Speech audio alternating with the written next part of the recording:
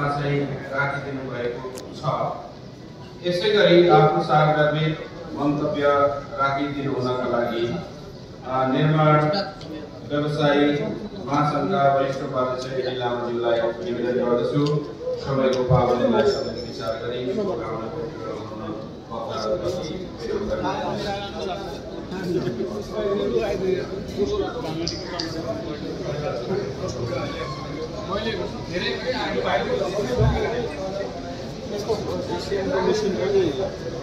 भयो क्या तपाईँले ठ्याक्क कोभिड भयो भएपछि टाढा